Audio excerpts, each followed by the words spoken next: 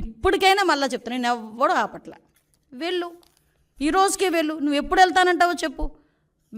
మాజీ ముఖ్యమంత్రి హోదాలో, ఎమ్మెల్యే హోదాలో నీకు ఎలాంటి దర్శనం కావాలంటే ఆ దర్శనం ఇస్తావు. అజయ్ కలాం లాంటి వాళ్ళే డిక్లరేషన్ పెట్టేసుకెళ్ళారు. షారుఖ్ ఖాన్ వచ్చారంటే డిక్లరేషన్ పెట్టుకుని వెళ్ళారు. ఇందిరాగాంధీ గారు వచ్చి సోనియా గాంధీ గారు వచ్చి డిక్లరేషన్ మీద సంతకం పెట్టుకుని వెళ్ళారు దర్శనానికి. వాళ్ళందరికీ నమ్మకం ఉండబట్టే వెళ్ళారు. నువ్వు డిక్లరేషన్ మీద సంతకం పెట్టి, దేవుడు అంటే నాకు నమ్మకం ఉంది, ఆ దేవుడు అంటే నాకు అపారమైన గౌరవం ఉంది, ఆ దేవుడు తాలూకా గౌరవాన్ని కాపాడుతానని చెప్పి ఒక చిన్న డిక్లరేషన్ మీద సంతకం పెట్టి దర్శనానికి పో.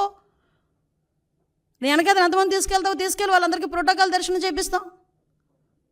అంతే తప్పించి ఈరోజు నువ్వు ఇష్టం లేక, హిందుత్వాన్ని గౌరవించే సత్తా లేక, గౌరవించడం కూడా ఇష్టం లేక ఈరోజు తిరిగి మా మీద బురద చల్లడానికి ప్రయత్నం చేసే పరిస్థితి ప్రజలందరూ కూడా గ్రహించున్నారు.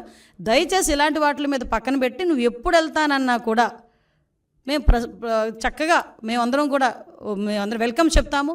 వెళ్ళి డిక్లరేషన్ మీద ఎనీ టైం డిక్లరేషన్ మీద సంతకం పెట్టి నువ్వు వెళ్ళొచ్చు అని చెప్పి జగన్మోహన్ రెడ్డి గారికి తెలియజేసుకుంటూ ఒకటి మాత్రం చెప్తున్నానండి, మన భారతదేశంలో అన్ని మతాల వాళ్ళని కూడా సమానంగా గౌరవించే పరిస్థితి ప్రతి ఒక్క భారతీయుడికి ఉంటుంది.